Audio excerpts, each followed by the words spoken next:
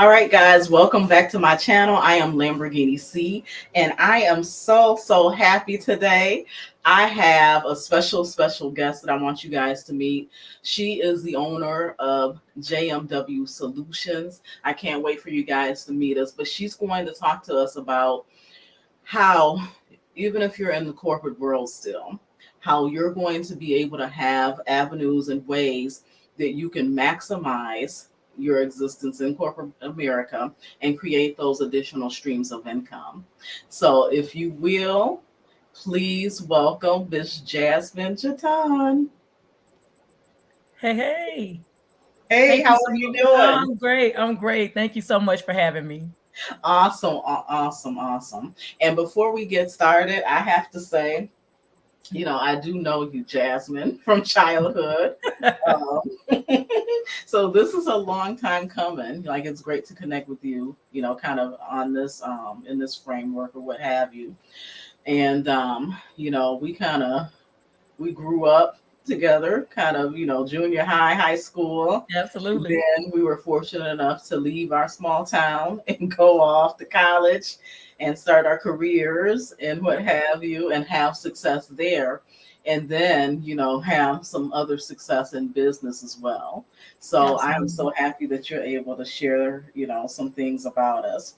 So I'm going to just start out and let you just tell the people a little bit about yourself, and then even just kind of like, our childhood kind of growing up, those pivotal things that really shaped who you are today and your mindset. Okay, yeah. So I am Jasmine Jetaun, aka Jazz the Life Engineer, and I am a practicing electrical engineer. I've been doing that now for the last 22 years. Um, I have a 15-year-old son, and that's my only Awesome. child, and that is my most important job. And he keeps me busy. Mhm. And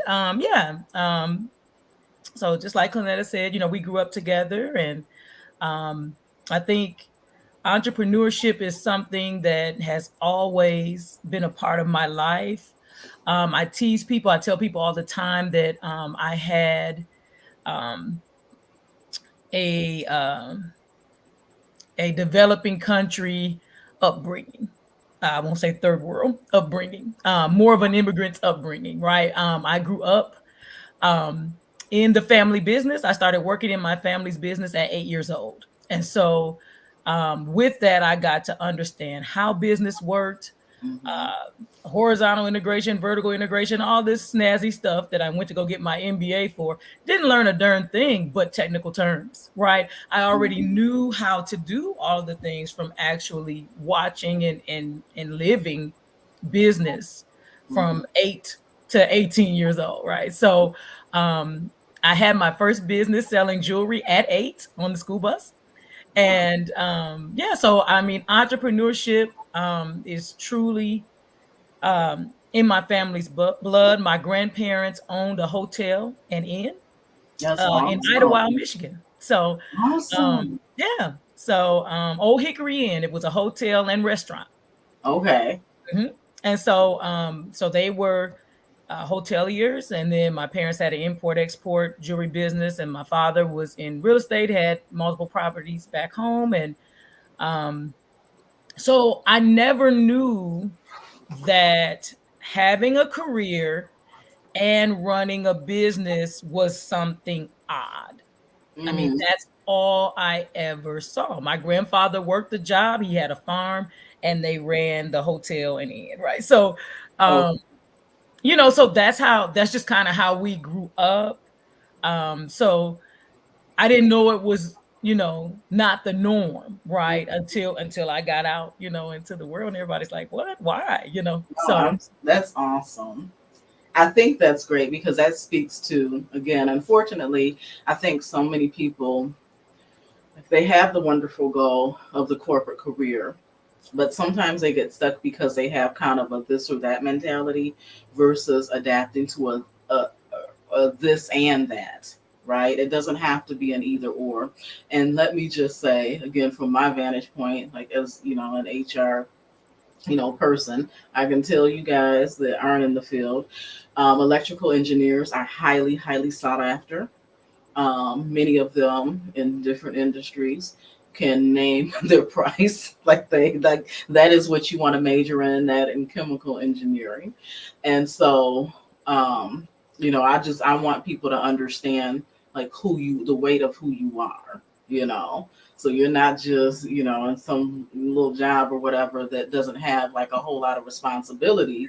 Like even if you just decided you were just going to do like your engineering role, like that in and of itself carries a lot of weight. It carries a lot of responsibility. And so I know some people would say, well, why in the world? Like, I know you grew up kind of watching, your parents and your grandparents that were involved in multiple entrepreneurial endeavors. Why would you put that extra pressure on yourself? Yeah, so for me, it's all about legacy building. My son can't inherit my job. He can't inherit my Mhm. salary. Um, Okay. I make great money as an electrical engineer, as you alluded to, but he's not going to inherit that. If I pass away tomorrow, Yeah. that salary is gone, right? Hmm. The stock benefits, the things that I have, yes, that he'll definitely get that, but not the salary. And so, being legacy minded is what drives me to build a That's business. awesome. That is really, really awesome. And so, what words of advisement would you have for anyone who, like we talk about this on this channel a lot, individuals who have dreams or aspire to do something more or something beyond, where they're currently at. Like they may have a job or they may even have a career that they're in, but they know that there's just something more for them. Like what advice would you have for them? Well, first I would say, start definitely working on yourself.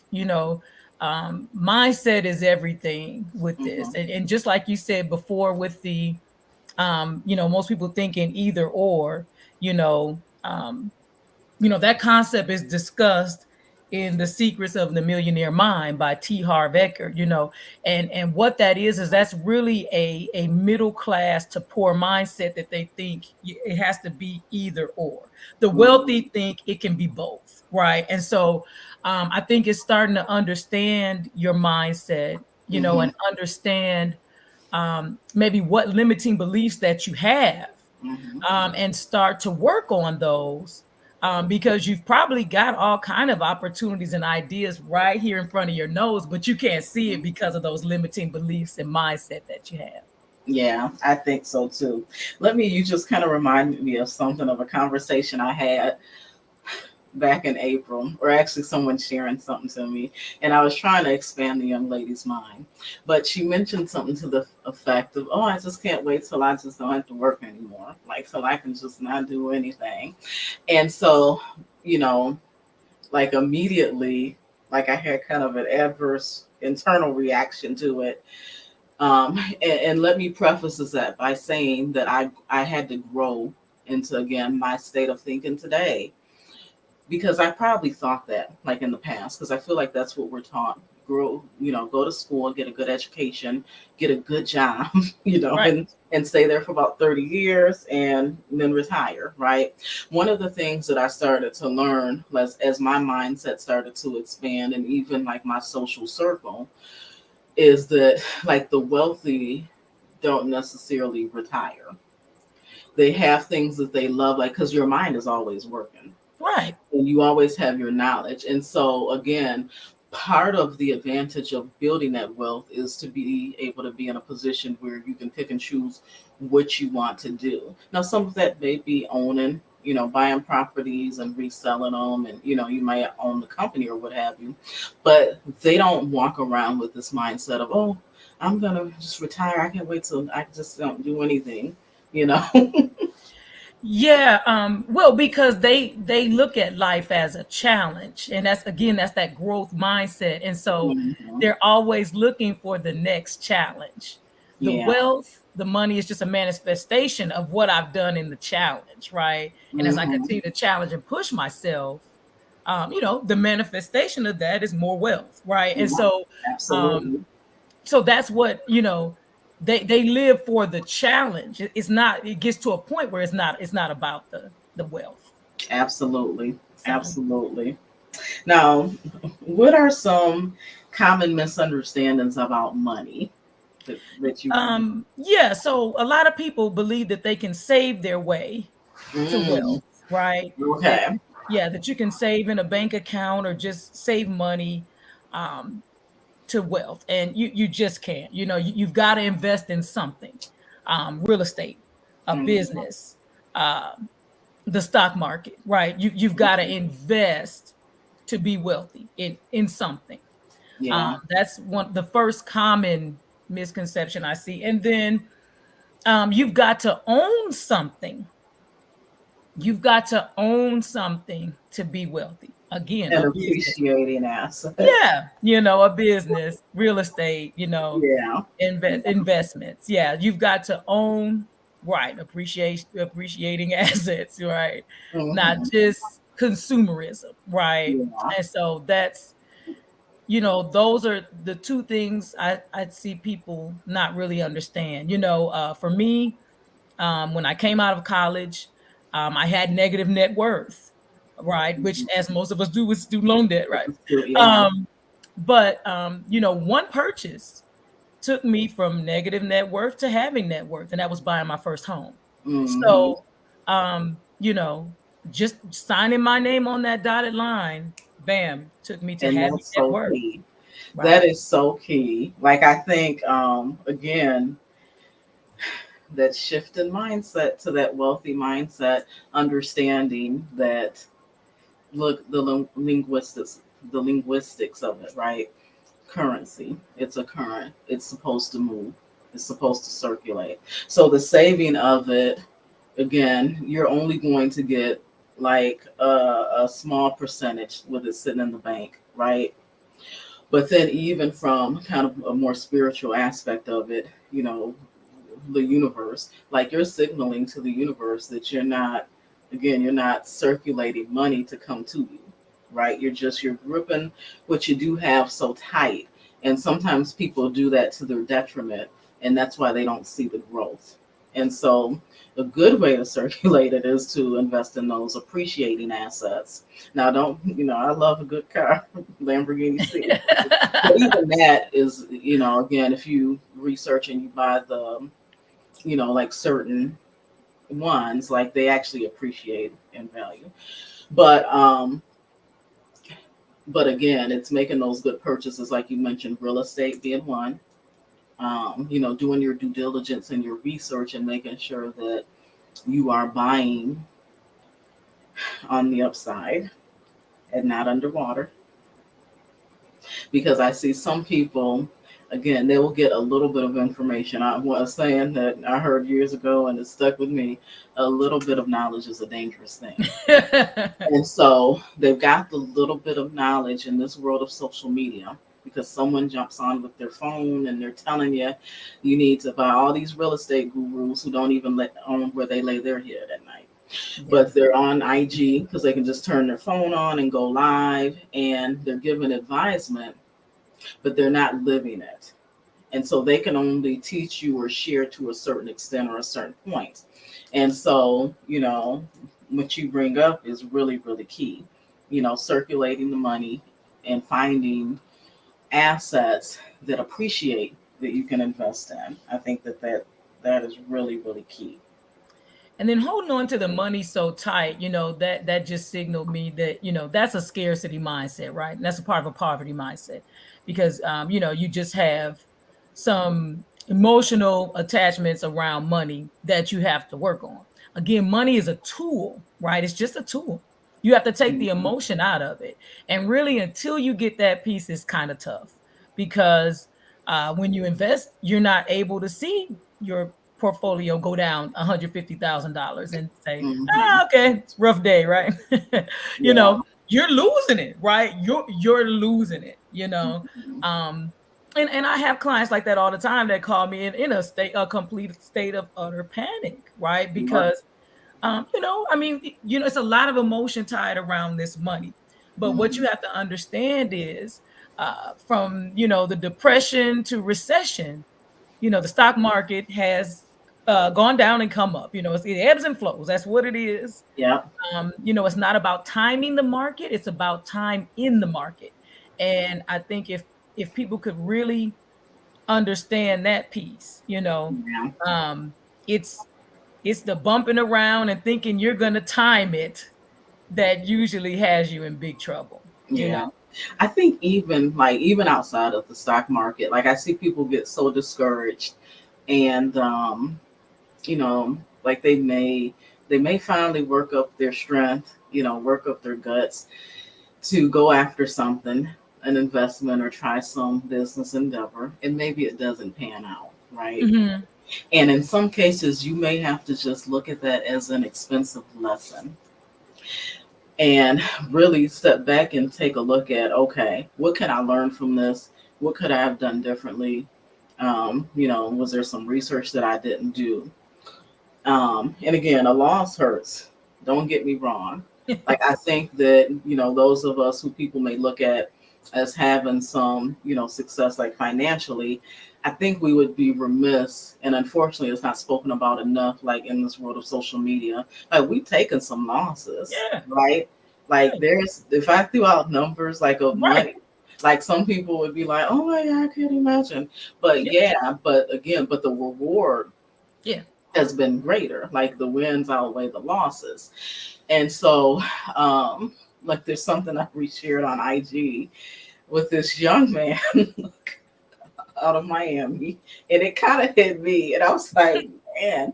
But he was talking about like his friend, like with cryptocurrency, one of his Hmm. boys who, um, like with the whole ledger scandal and stuff Oh with yeah. Right. crypto, he actually lost $72,000, and he Yeah. said like his boy, he kept talking to him about it till finally one day he looked at him and he told him, he's like, man, I really don't want to hear that anymore. He was like, I'm really disappointed that you think that was a lot of money. And I was like, dang. But he was trying to get him to shift his mindset. And guess what? That shock helped, because that young man who lost the $72,000, he makes over $1 million this year. But he had to take his energy from focusing on that negativity of the loss and begin to put his mindset and his energy into working on something different, right? And taking the lessons that he learned from that huge loss, and again, now he's in a completely different state, you know. But he could have stayed in that state dwelling on, man, I can't believe I lost $72,000, man, and he would still be there. And so when you talk about like the mindset of money, I think that's imperative as well. So can you share with us your mindset around money?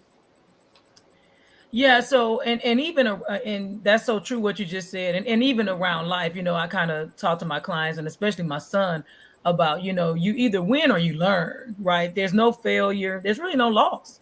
I win or I learn, and you learn and gain so much more information from these so-called losses or failures. You gain so much more from that than you do the wins, because the wins, you do this, you execute, it's done, right? You really don't learn that much in that process, right? Mm-hmm. But with the so-called failures or losses, I mean, you learn a ton, right? Mm-hmm. And then you just go back, and reverse engineer it and try it again, and do it this way, do it that way, and see what works. But you learn so much about the process from that. I like that. You either write that down, guys. You either win or you learn. I That's right. love that. I love that. And and along that vein, how do you handle? Because there's always going to be somebody. There's going to be a family member. There's going to be that fake friend that just want to be close to see what you're doing, but then they really, like secretly, like hating. They're waiting for that moment to be able to say, "I knew that wasn't going to work. Like, I don't know why she did that." So like, how does a person handle dealing with, you know, those competing thoughts when they're trying to have like that positive outlook on money and positive outlook on taking risk, for success? Yeah, so the first thing is, We have to understand it's not just risk. We have to take calculated risk, right? There's a difference between just taking a risk and calculated risk, right? And I really want people to understand there's a difference, right? Mm-hmm. Risky is risky. A calculated risk is means that you've done your due diligence, you've looked into it, and you've got a strategy or plan behind the reason why you're taking that risk, right? And Yeah. um, so I take calculated risk. I don't just, take risk, right? And then the other thing is, you know, you've got to understand what you're trying to do, and everybody is just not going to understand what you're trying to do. If you feel inside you that God has given you that vision for your life, he gave it to you. He didn't give it to anybody else. Wait, So say that again. yeah, if God gave you that vision, he gave it to you. He didn't give it to anybody else. My That's aunt right. always says, my grandmother used to say, yeah, I talked to God about it. And it wasn't a conference call, it was just being God. And so yeah, Yeah. that's just what it is. And so you can't expect people to understand your vision because it wasn't dropped in them, it was dropped in you, right? Yeah. And yeah, it can be lonely, Okay. and it can be sad, because you constantly feel misunderstood, Mm-hmm. but um you got to get comfortable with being uncomfortable because Now, I'm glad you bring that up because I think that that is huge. And unfortunately, I think I see that hold people back a lot. Another thing I think holds people back is like there is a such thing as survivor's remorse, right? Or, remorse of like being successful, of unfortunately having to leave, maybe certain people. Like sometimes you grow beyond certain situations or certain individuals.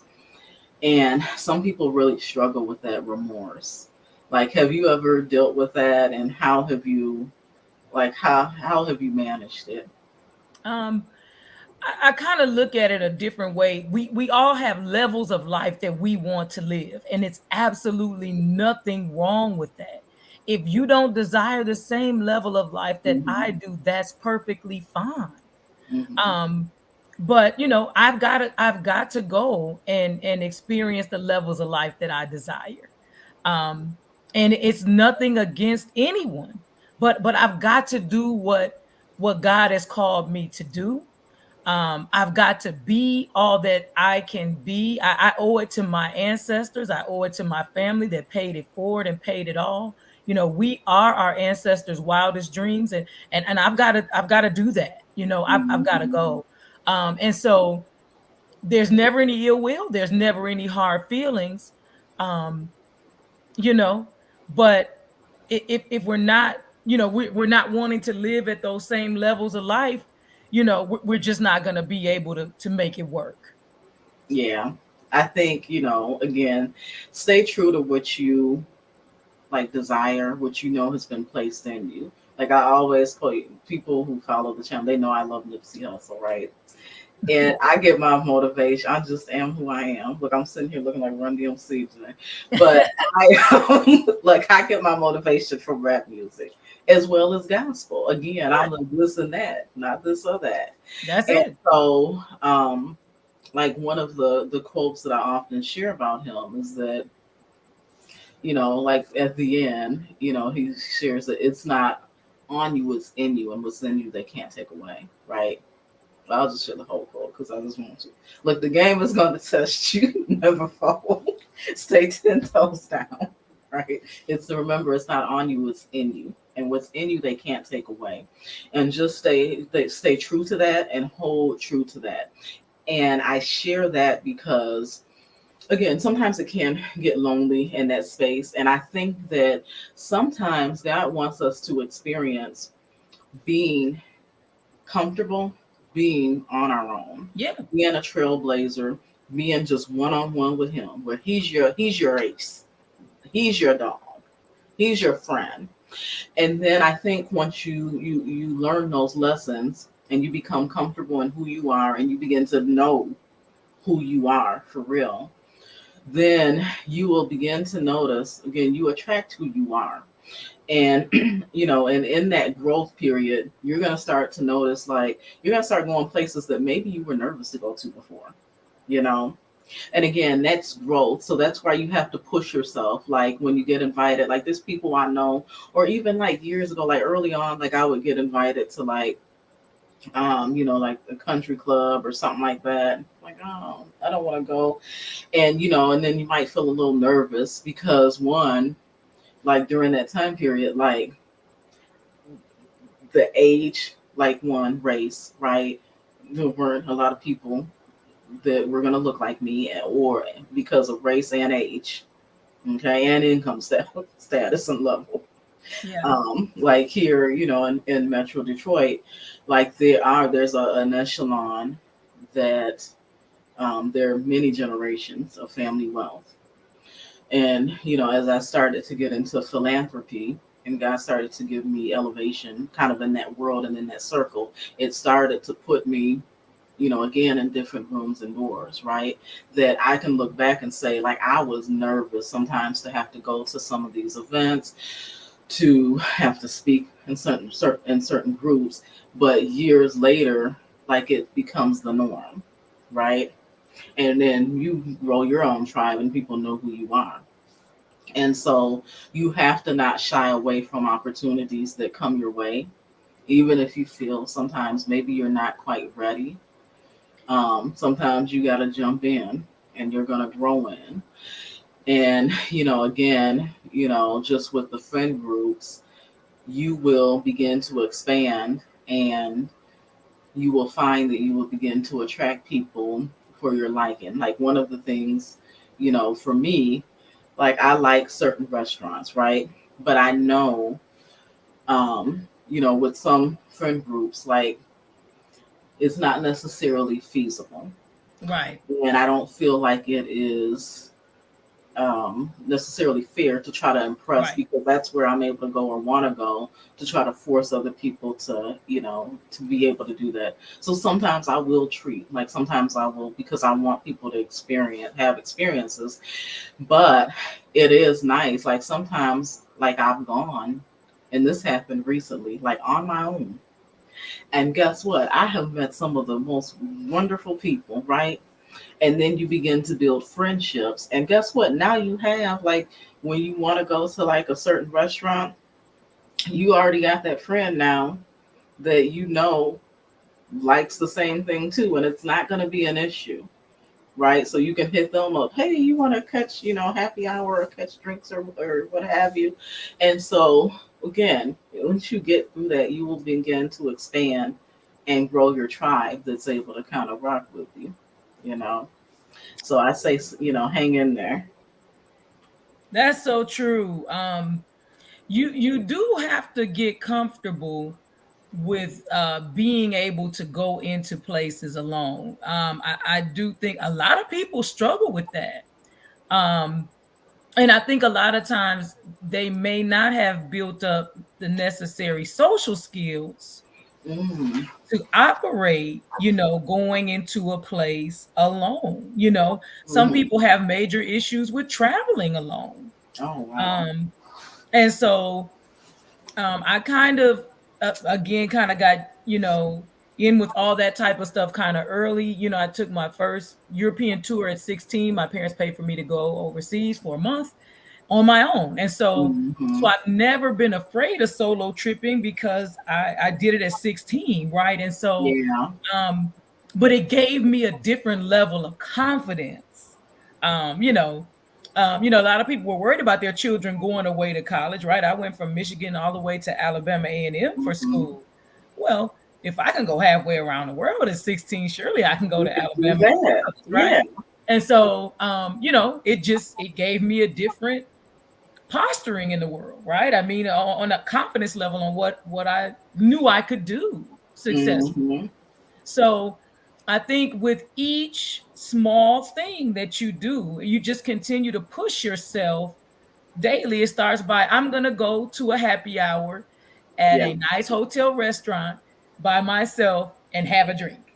you Yeah. know, and that might be scary for you, but you're going to go in and do that, you know, and they had live music playing and you thought, oh, this is nice. You know, Yeah. I'm enjoying it, you know, and then, you know, you just keep going and going, you know. Yes. And that builds your confidence, Mhm. and then that shines through, and like, who knows? You and the bartender may hit it off, right? And and then people will see like, oh, she's cool. Let me go over here. Who is this, right? Yeah. And here's a little trick too. You want to get in with like the bartenders, or if you're at these like events, like the waiters and things, because they know who everybody is. And so that was like my thing, especially with some of these charity things. I would notice like there would be a couple like waiters that would be working all the events up, and I'm like, look, y'all just getting all the money, and then and they came to know me. So it got to the point where I may get to an event and they would find me. They would be working, they would be doing their job, but they would find me and kind of pull me to the side and be like, you need to be so and so, and you need to be so and so. Like they're putting you on game, like Mhm. right networking game. Like that's so and so, Judge so and so's wife. She's over such and such organization. I'm like, Mhm. okay, and so those little tidbits and things can begin to help you. But again, like you say, Jasmine, I think like if somebody is kind of apprehensive of going places by themselves, I think start in your hometown even and challenge yourself. Like you said, go to the hotel lobby bar, have a drink by yourself. Or like if you're really into movies, go to the theater. Like some people won't Mhm. even go to the movies by themselves. They won't. And And you think about it, when you go with a person, y'all both watching you're not even really talking like that. yeah, Right? Because otherwise you're being disruptive. So yeah. like if you're by yourself, like it's not gonna be that horrible.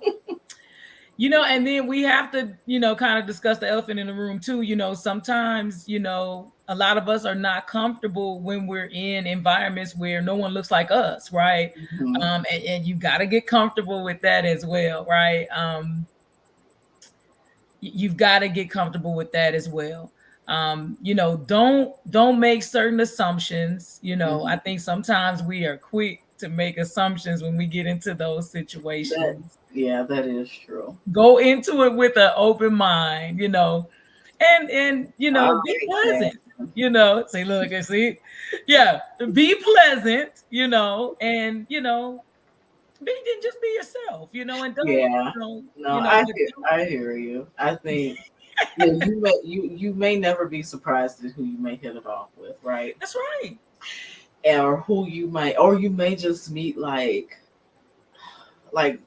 just someone really phenomenal, right? You will never like know. Like I've met like in April. Like I'm just again, I've been traveling by myself. And again, I started to realize like some of the great, wonderful, memorable experiences that I've had, I probably wouldn't have them or have had them if I were with a group or with Right, other individuals, right? right, Because it's the energy, yeah, right? The vibration that attracts, And so, people may be more willing to approach you, and maybe, if you and your friend or a couple of you guys, it may seem intimidating for them, right? Because right, they may be yeah. If nervous you're to by approach a yourself, yeah, stranger.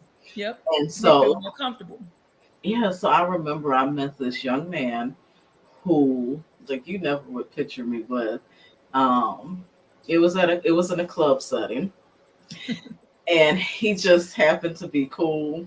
Like, I don't know, like I ended up going and I grabbed myself a drink, and I was by myself, and I went and I was sitting kind of in I guess like a VIP area by myself, like on the couches, and then this lady leans over the couch and she's like, "Oh my God, I'm so jealous."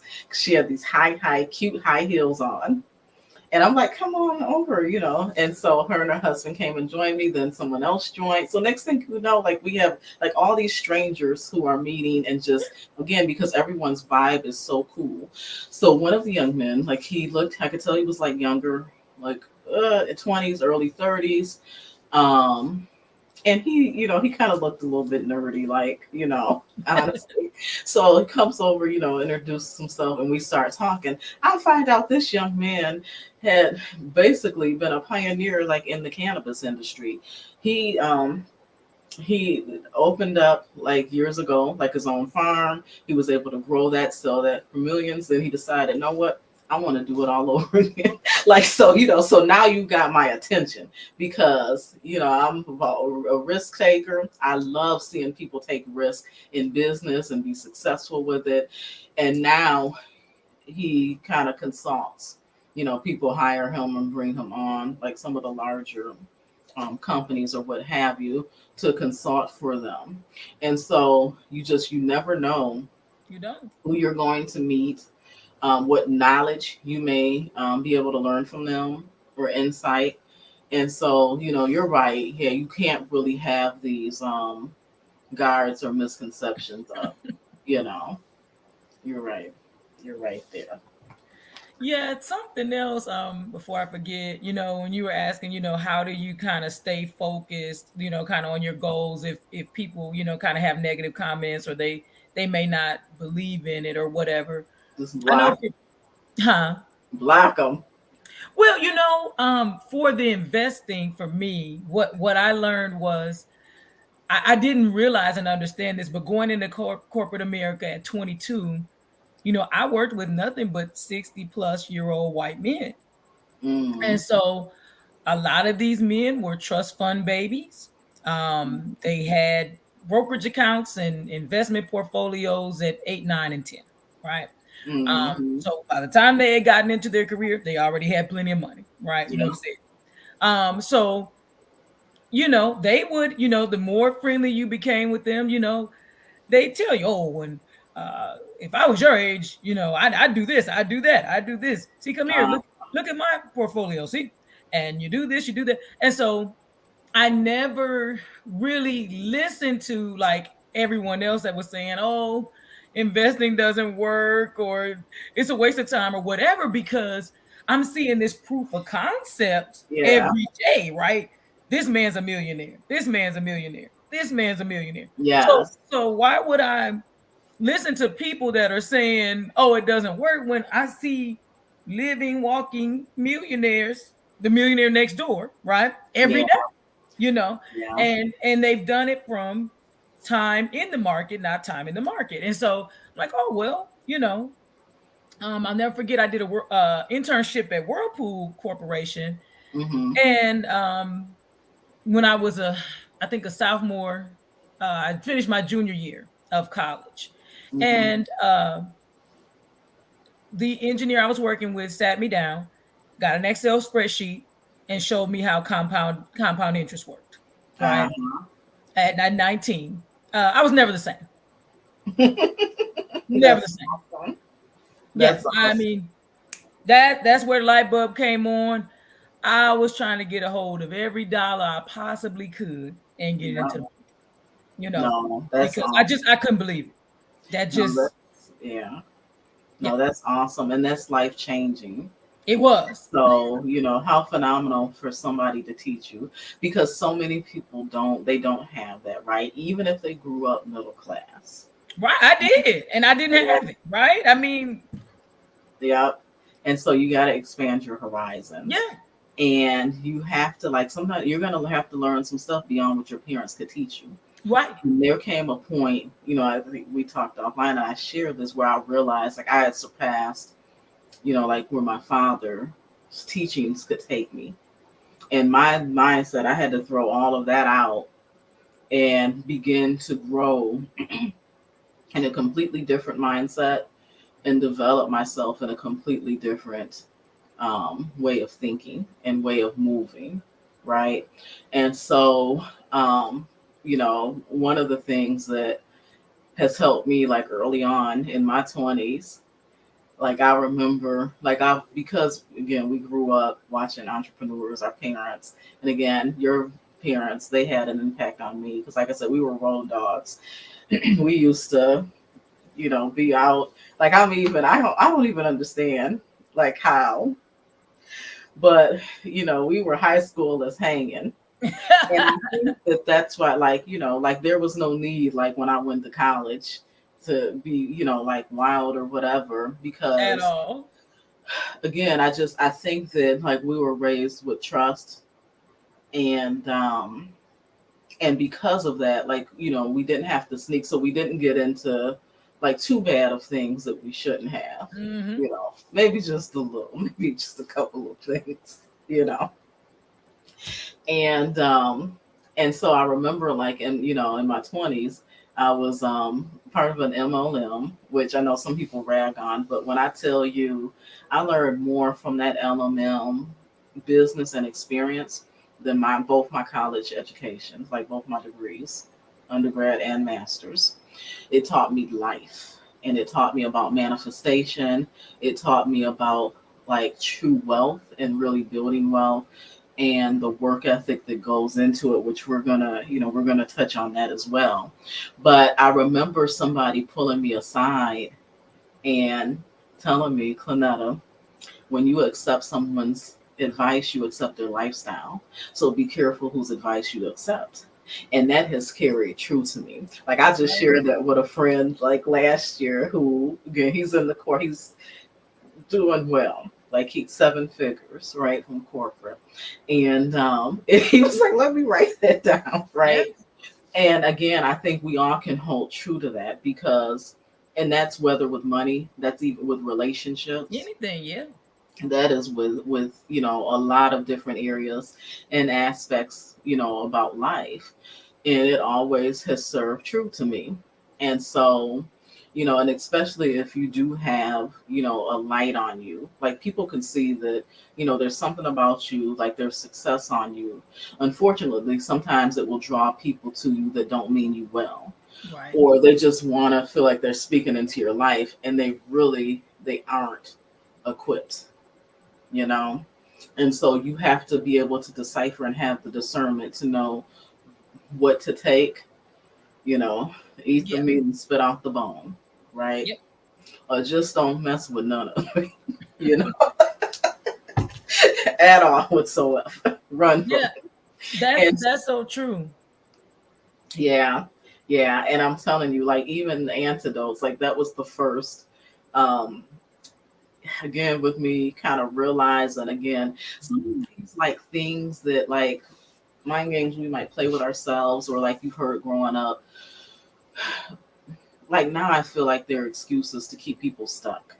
Mm. And sometimes I wonder if it's not geared towards certain groups of individuals, right? I call them Mm. these antidotes, right?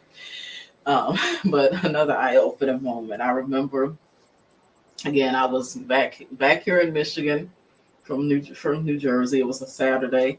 We were standing in a hotel lobby, and we were getting ready to celebrate because this one young man who was probably late 20s, he might have been early 30s, but again, in business, like they had done the numbers, and so once the numbers came in, they projected by that Tuesday he was actually going to reach $1 million.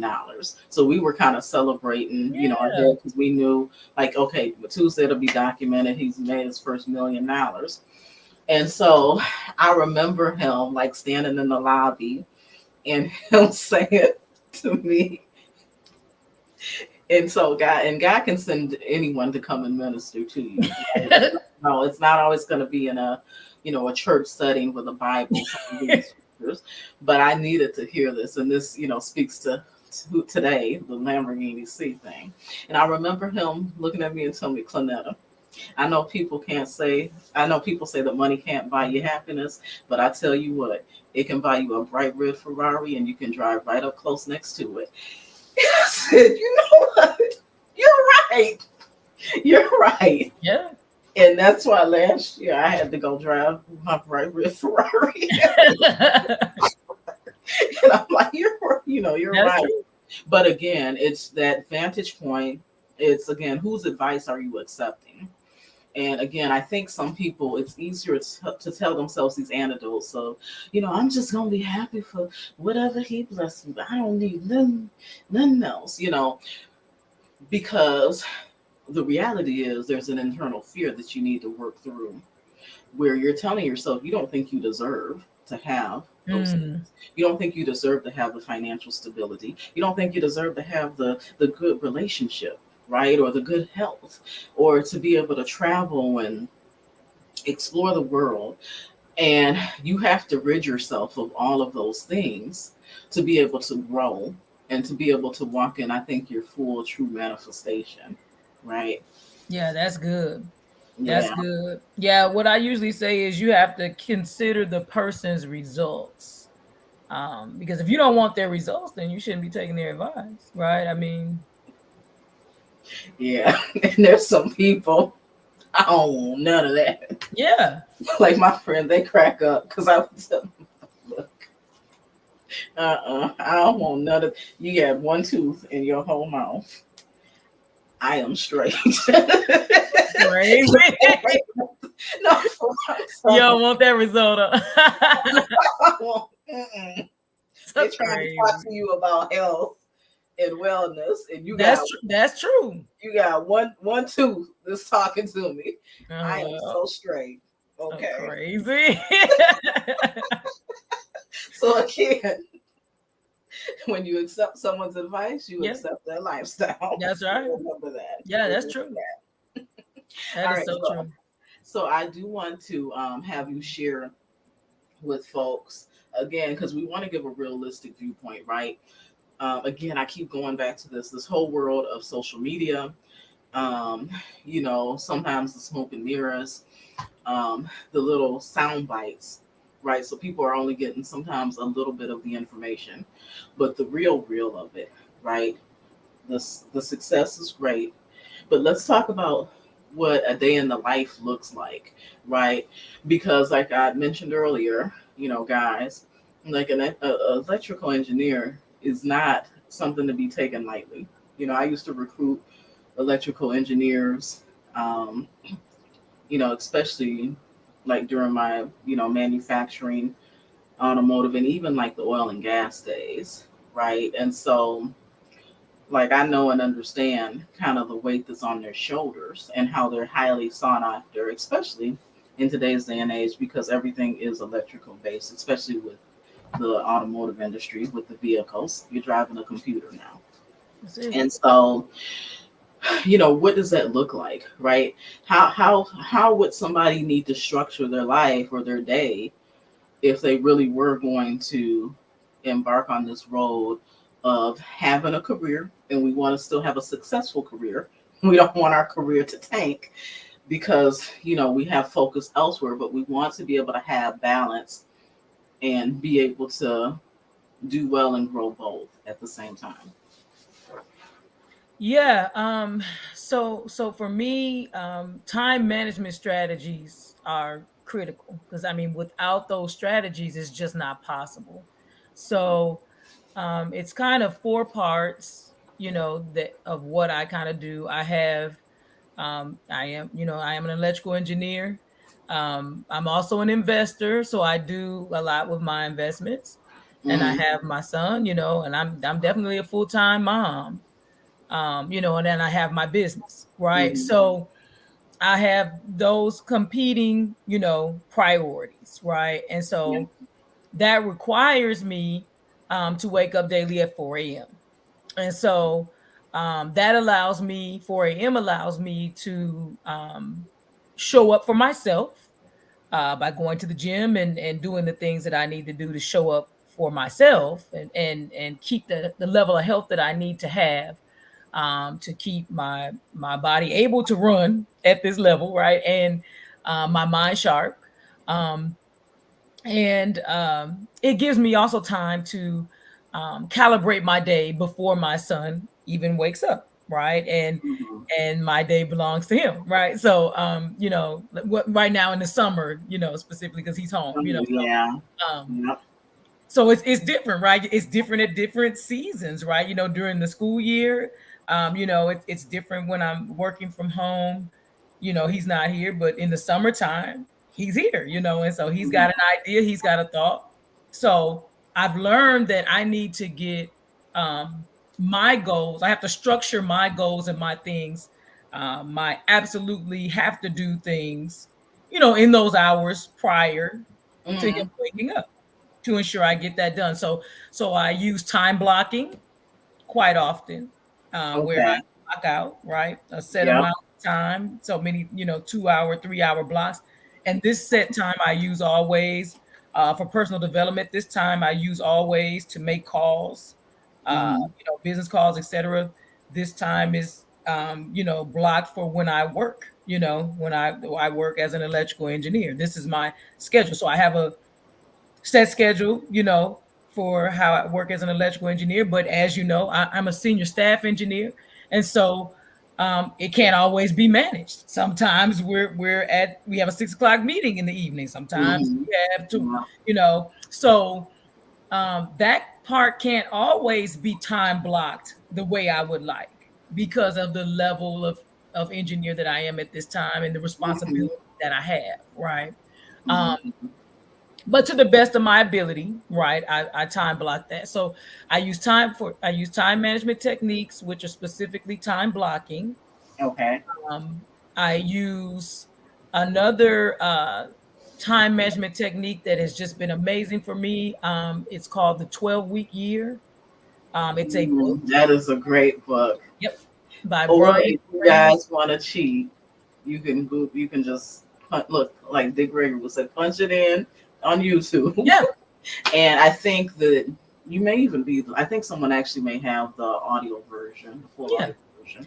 And, But and, and I can break it down for you in 2 seconds here. The mhm, bottom line is the 12-week year, all it is you get 4 years out of one calendar year, and you're just using mhm, every quarter.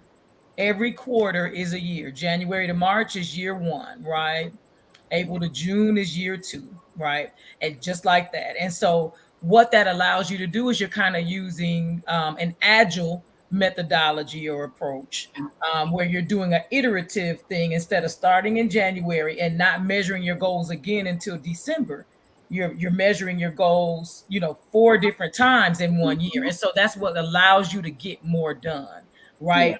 After that first year, which is the first quarter, you're going to say, I got this much done, assess that, reassess. Now, what do I need to do in this second quarter, which is year two?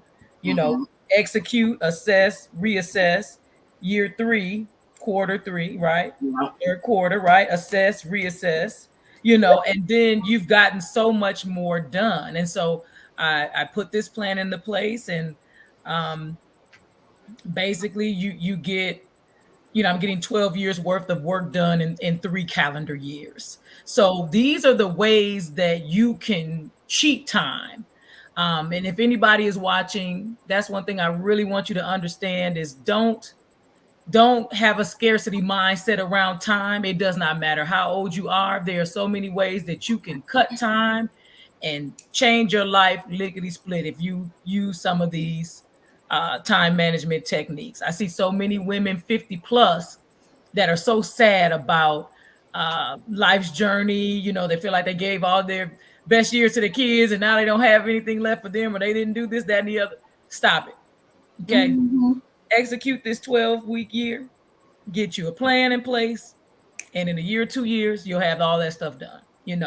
Um, so you've got to get some time management strategies in Mhm. place if you're going to work a 9 to 5 and have a business too. You just got to. Absolutely. Absolutely. And so I want to touch on how you have learned to be able to maximize the investment vehicles that you have, as well as because I think that ties also into some of the services that you provide and offer to clients. So I want to kind of tie and roll into both of those. Yeah, I see a lot of people that have, corporate jobs, and they're just not maximizing and leveraging those corporate jobs to their Mhm. advantage, in the sense of using all of your tax advantage accounts to your advantage. I think the first thing you have to understand is what is our biggest expense, period?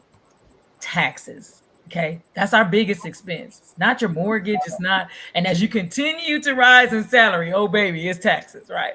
And so once you understand that that is your biggest expense, you're going to start to learn to use different strategies to, hedge off, that those tax Yeah. liabilities.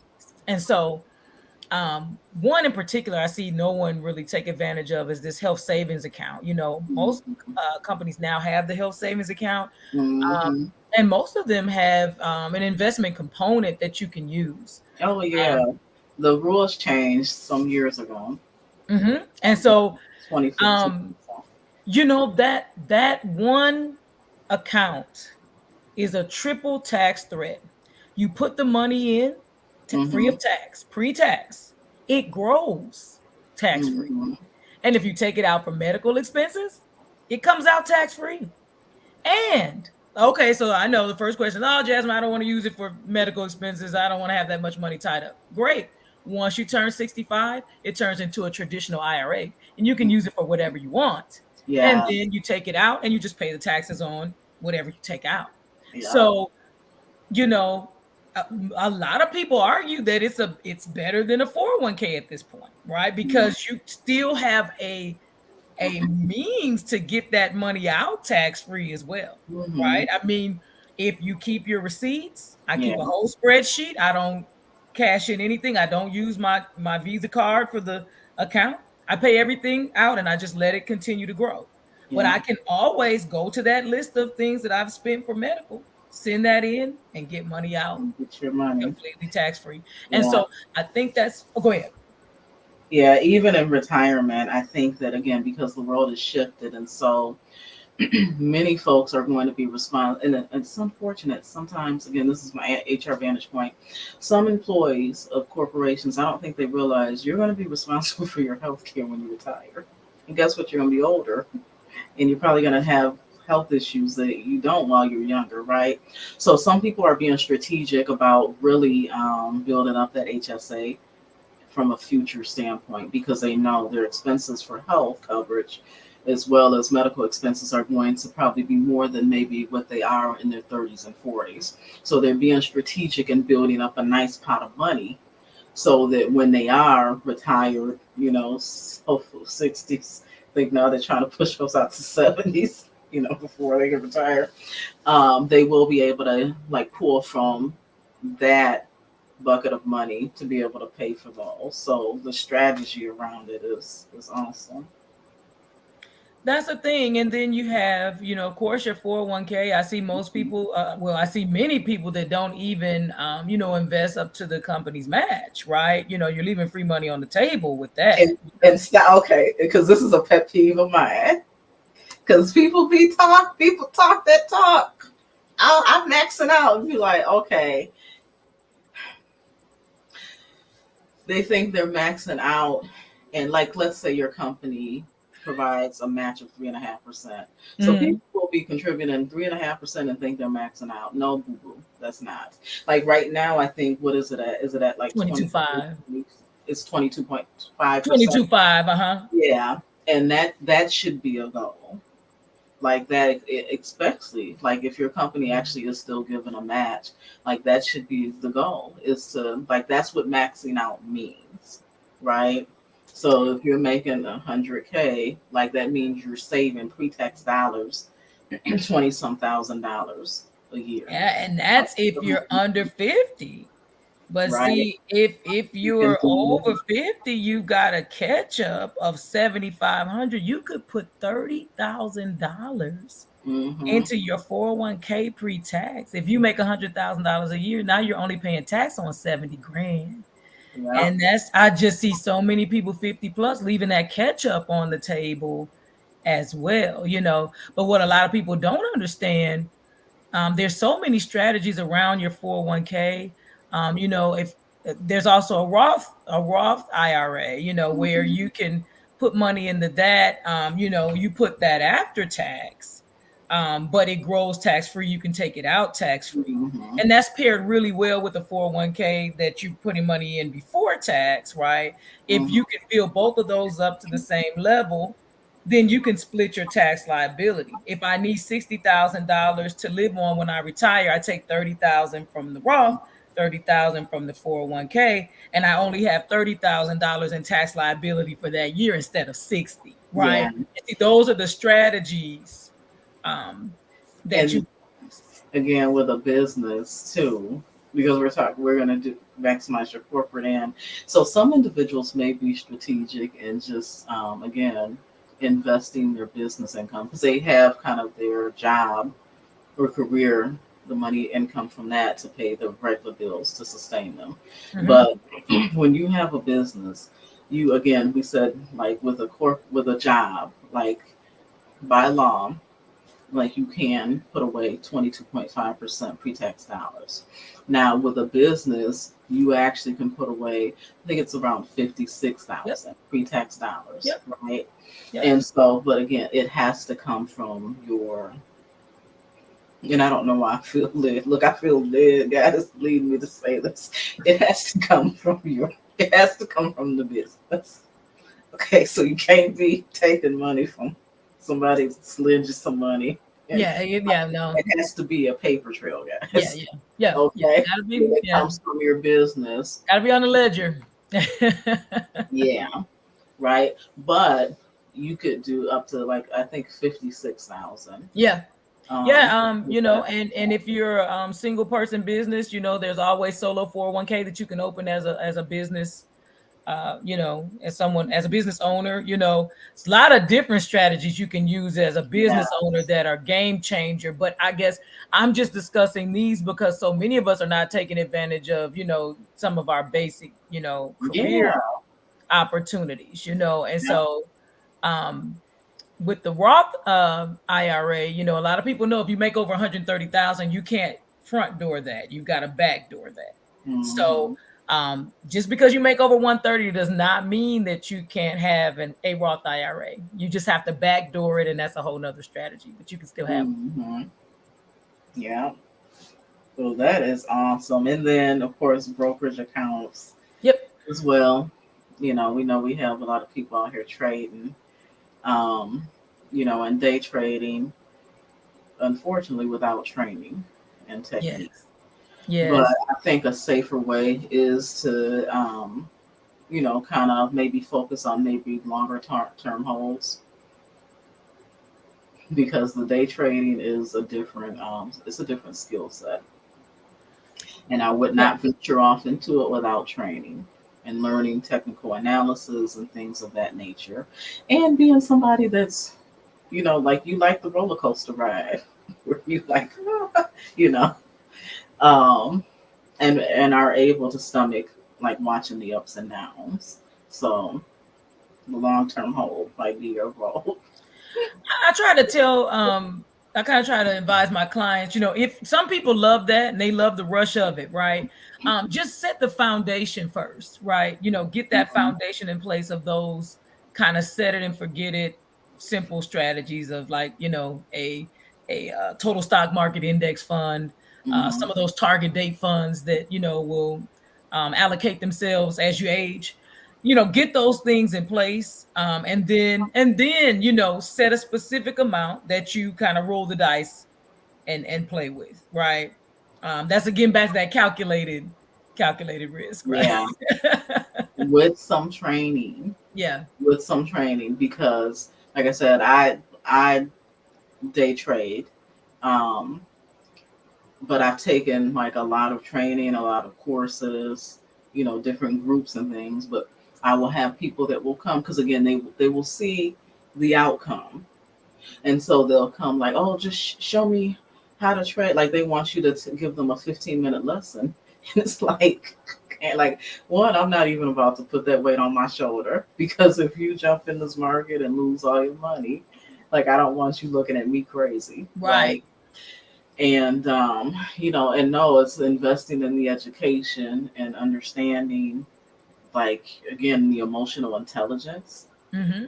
Like trading, I don't deter anyone from it, because I think it actually is a good emotional intelligence like builder, because you learn so much about yourself and You so much do? about your thoughts around money That's right. from trading, right? Yeah. From riding those waves. Those Yeah. are you an impulsive person? Are you a cliff jumper? Are you somebody that's more want to play it safe? You have to really evaluate like who you are and be real with yourself. And That's so, so true. That's yeah, so so I true. think that's one of the best teachers. Again, people will say all the time, "Oh, money doesn't, isn't everything or isn't that important." But I'm telling you what, it impacts people's lives. It will have them. It can change your mood. It can make it happy or sad. you know. And so you want to learn a lesson. If money's involved, like it's gonna stick with you. Like if you have a huge loss, you are gonna remember that. Like, and hopefully you take a lesson away from it. Yeah, I agree. I think the main thing is, money may not be everything, but it does impact every area of our lives. And it Hmm. dictates how we can live and what lifestyle we can live. Yes, So you to need that it. level, it is important. Kind of like air and water. Yeah. Yep, you need it. Yeah. And so, with that, like, how are you helping clients, and how can people get in touch with you? Yeah. So I do free discovery calls, to help people kind of understand where they are, if they need some guidance on kind of their own strategy and how to put a financial strategy together that is maximizing um, what their companies offer, or what their businesses have. I kind of have strategies to help them put that together. But I do a free discovery call, and you can definitely book that with me at Jasmine at jazzthelifeengineer.com. And my website is jazzthelifeengineer.com. And you can follow me on social media at Jazz at Facebook, on Facebook or Instagram at Jazz the Life Engineer. So Okay. Okay, so IG is Jazz at Life Engineer. Jazz the Life Engineer. Hmm. Okay, and so we'll have that in the description box too, Yep. so you guys can go and connect with the pages as well. Yeah. Yeah.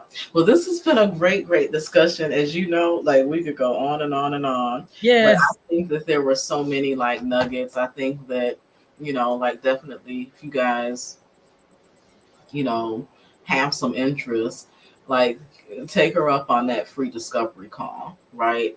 I think that again, people get nervous, especially when you talk about money, right? Because unfortunately, there's some insecurity, or maybe sometimes people are not living in their truth, and so they don't want to expose themselves. But it's not about that. It's you see somebody that actually has some knowledge that you don't have, or a vantage point that maybe you don't have, like why not connect with them and see what you can learn. And for some individuals, they might leave from your discovery call session with some homework to do, Yeah. because it might be a not right now. Yeah. Like they might not be able to invest, but they may need to do some homework to be able to position themselves so that they can invest 6 months, a year from now. Maybe it's, like a little challenge. Like I know for myself, once I started to, get serious like with my and up my game, like with my 401k investing, like when I was still in the corporate world. I got to get real with myself, right? Because I'm not gonna be walking around with like I don't know, like my Chanel and stuff like that.